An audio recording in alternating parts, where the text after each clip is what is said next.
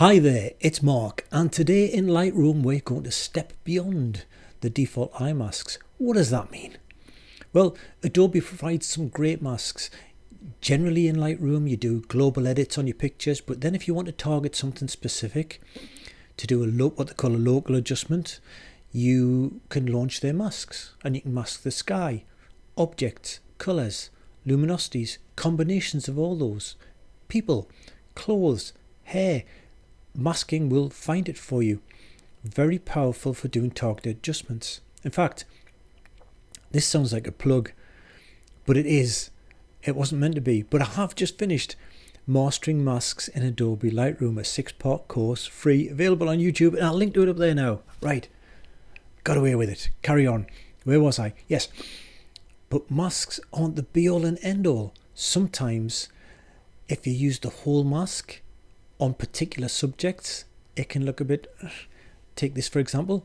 How many times have you seen, and I've seen it quite regularly, an edit like this, perfectly reasonable, ends up like that, which is starting to get freaky. With a lot of edits, you can push the boundaries, but with eyes, you get up to the edge of good, and the very next step is off the cliff. And you can't not see it when you see it. So today we're going to use eye masks that Adobe provide, but only as a guide, only to keep us from colouring in properly without straying outside the edges. And we're certainly going to stay away from some of those edges or become apparent. Just a few techniques, and en route we'll create a preset which allows us to press one button, get the eye masks applied with the adaptations we're going to be applying to them too, and then we can go in and fine-tune them. The preset won't fix every single set of eyes you edit, but it puts all the groundwork in there for you to then go in and just tweak. So whether you're looking at something like this is Anna, a friend of mine, who's a great model. She's helped me out loads of times on photo shoots. Whether it's just putting a little more glint in the eye because photographer got it wrong and didn't have the reflector in place to actually do that, or whether you want to look at something completely radical and be very creative like this, then that's what we're going to cover. And we won't stop at the eye, we will complete each of the edits. I've got a few pictures for you to work on, including ones of Anna, and they're available on my website in a zip file, and the link to that zip file is down below in the notes if you want to go and grab that while I roll in the titles, while I fill my coffee cup, and I'll see you in about 8 seconds.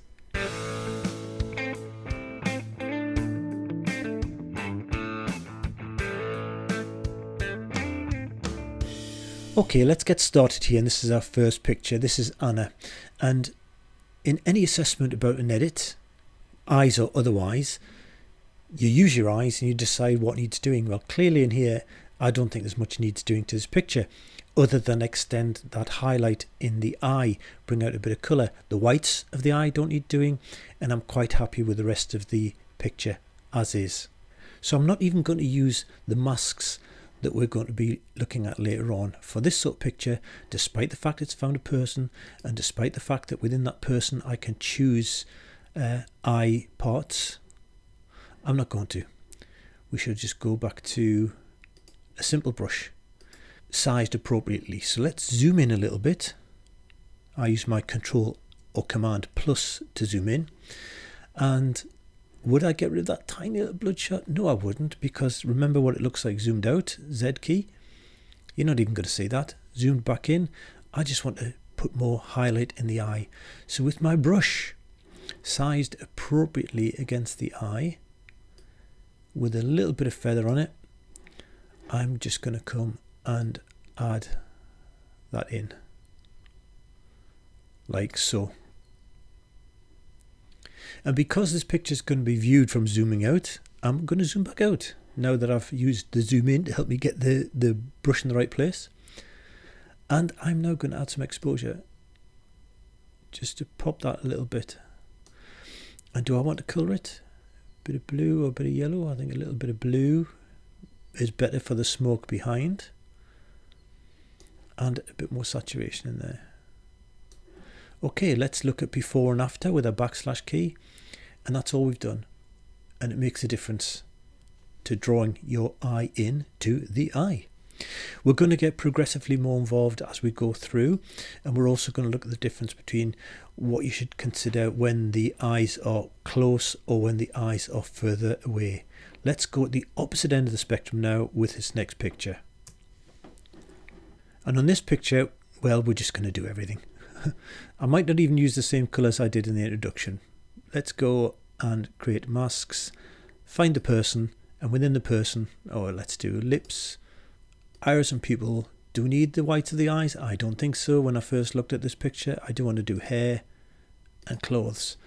And I think I will leave it at that for the moment. We could get funky and do skin as well, but never mind. Create masks. First up is the clothes. Let's tint those particular colour. What colour did I choose in the introduction?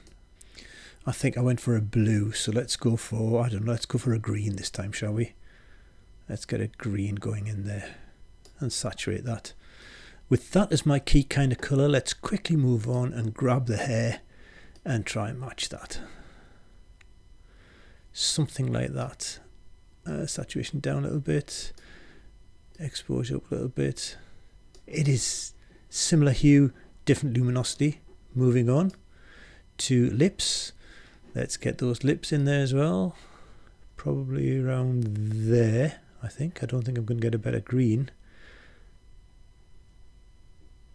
there, but darken them and add a bit of clarity. And then move on to the eyes. Okay, well, with the eyes, let's zoom in. And let's colour those, get those in green as well, which is about there. Bring the exposure up or down. I think down a little bit actually. Take a little bit of highlights out of there, because I'm not a fan of that bit there, but that's by the by. Put some clarity in. A little bit more exposure. Zoom back out. Z key. And let's just put a radial gradient behind just for the hell of it. Because in the next picture we're going to put radial gradient in front. So let's just create a radial gradient and drag it behind somewhere like there. Subtract the subject, which should just leave a backlight, and then just bump up the backlight. Okay, before and after. So first one we saw just a quick brush to add in. Second one we've done it as part of a full colour, and we've utilised the masks, all dead easy. Now we're going to start to take a little bit more manual control with this edit. Now this is an edit whereby Anna's further away, so you're not going to see these eyes up close and personal, but what we want to do is accentuate the eye and face nonetheless. And a good way of doing that is, independent of any changes you make here in doing tonal changes, we want to balance this out the way we want it to be viewed. So I'm going to add a radial gradient in here, just around about there, and I'm going to line it up with the eyes, and then I'm going to maximize the feather, so I don't want it like that. Maximize the feather, and I'm going to invert it, so that's all you get. And then I'm going to drop down the exposure just a little bit. Now that in and of itself makes quite a bit of difference to how you view that picture. When you first look at that picture, yes, you look at Anna and her eyes. When you look at it like this, you are more immediately drawn into the eyes. Now, forget about masks and go back to doing a general edit. Say, for example, I wanted to increase the overall exposure and bring the shadows down, add a bit of clarity. Then I've still got that differentiation. Let's switch that mask off and on again. So we're still got that gradient on top of the edits I've just made in the global edit panel. So it's worthwhile considering that as a technique for other things too. I mean, that's just what a vignette is. I mean, let's have a look at a vignette. If we add a vignette, clearly that's far too much, but it might suit a particular picture. But a good vignette is an invisible vignette. So just bring it down enough just to bring it in from the edges, whereby if you looked at the picture, you wouldn't think they've added a vignette. But the fact that it's there, by virtue of the fact it's there, it is drawing your eye towards the center of the picture. Let's move on to the next one. Oh yes, let's fix this one, shall we? And I'm going to take a little bit of time because this is the main technique, and it involves using something called intersect. Intersect is a masking technique fully explained in my Mastering Masks in Adobe Lightroom course. So if you're not familiar with it, I would refer you to that, but you can still follow along if you just follow verbatim on this.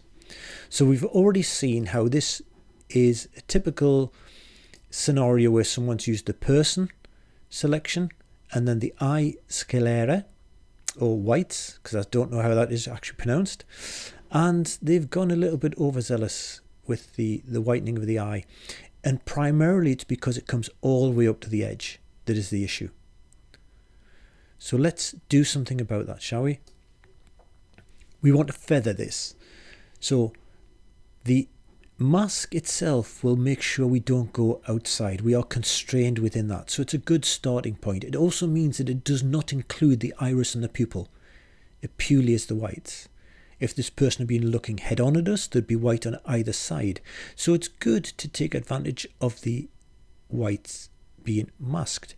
We could do the whole thing with a brush, but these masks are here to help us. So zoom in once more. We want to intersect the current mask with a radial gradient.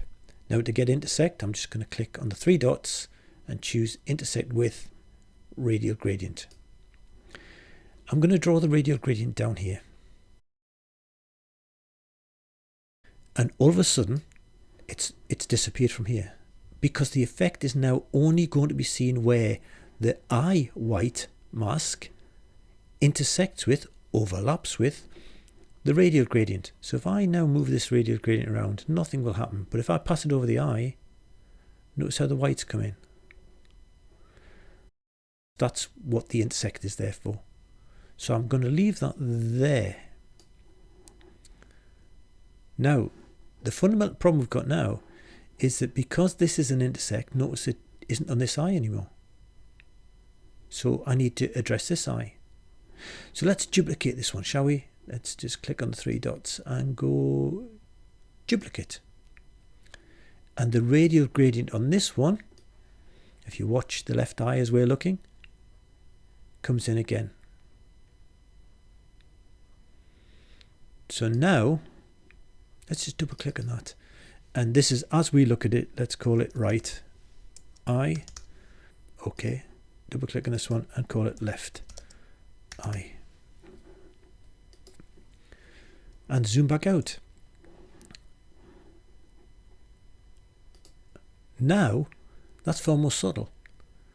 We've got more or less the same level of brightness as we had before, but we're feathering it out towards the edge. We haven't got that hard edge, and that takes that overzealous exposure increase to something far more manageable, more natural, and fixes that eye. Now we're going to make a preset out of this, so bear with me. I do have other videos on presets, so just follow along if you're unfamiliar. We're going to click the plus on our preset panel, create preset, and we're going to call it eye white. And I don't know whether you'll have lots on none checked or whatever here, but there's a button saying none, so click none, just make sure we're all the same, and choose the two masks we named and click create. Now we will see in a future edit that just by clicking on that, it will do the same edit for us far quicker than coming up, choosing masks, choosing person, choosing eye whites, and then applying radial gradients. It'll do all that with one click. However, because other pictures will be different, the radial gradients will be in the wrong place. So we will just have to move them back in place and adjust them. That said, it is still far quicker. Leave that there. We will come back to it. Next picture. Let's jump in to our masks. Let it find a person. And in that person, let's choose our whites and irises and create the masks. We're going to deal with the whites first. Now, we're not going to do the trick we've just used, because all I want to do is just to bring this up ever so slightly, and that's enough. Just raising it ever so slightly. There's no bloodshot one to get rid of, anything like that. I want to focus on the irises. In the iris, I want to add a bit more clarity and a bit more brightness, and this is how I'd normally go about it. I would normally overexpose it to give me a better visibility of the clarity I want to add. See how much specular highlights I'm getting in there, and I think somewhere around there. The exposure just helped me view that. I then turn the exposure off and just fine tune how much I actually want to lift it to. There's nothing wrong in Lightroom in overexposing or underexposing or making a change in order to better visualize something else, to get it more accurate and then adjust it properly to taste. And the problem in doing this though, to get this accurate, is that we've got the eyes have been raised with the same amount of exposure in them. The whites wasn't so much, it was just gentle, but the eyes I think are now wrong. Such is the nature of this picture. It's a very soft focus. It's a deliberate choice here to have this more blurred across her face, so it's wrong for us to have sharpened both eyes in the same manner. We chose an eye mask so it highlighted both eyes, and when we bumped up our exposure and such, it applied equally. So here we just needed to address the far eye. Not so much the white, it was so gentle it didn't make any difference, but here what we want to do is subtract with a brush. Now with a brush on full density and flow, if I just swipe once, the whole thing goes, but I don't want the whole thing to go. Control Z, so I will subtract with a brush, and this time I'll bring the density down. So if I bring the density down to about 20 or so, it's far more subtle, and I can stroke it several times with the brush and still not remove it all. So that's what I'm going to do. I'm just going to swipe back and forward a few times till I think it looks better, and I think about there. So with off and on. Okay, let's move on to our next and final edit. And this one I think is screaming out for our preset. It has to, because we haven't applied it yet. Here it is. Here's a preset. Remember this? Before we hit it, let's do something about this picture. I think there's a natural darkness here. So we need to do the trick we did on the Anna picture, which is to put on a radial gradient. Kind of an eye band type radial gradient. And I think we need to invert and bring the exposure down to match, just to balance this out. Then we go back to general edits. We can lift this picture somewhat and get it nicely balanced. While we're on, R to recrop, and just bring it up here. Okay, these eyes. Let's apply the eye white. Now, ordinarily, we'd click Mask, Person, wait for it to give us the component parts of the person, select the eye whites, then do a duplicate, and on each of those applied a radial gradient. All that can be done with that one click of the button. And over here, we've got our two masks, right and left. Now it doesn't look like it's done, because although there's still a crazy amount of exposure, that was the exposure we had set when we saved our preset, our radial gradient is not in the right place. But we knew that.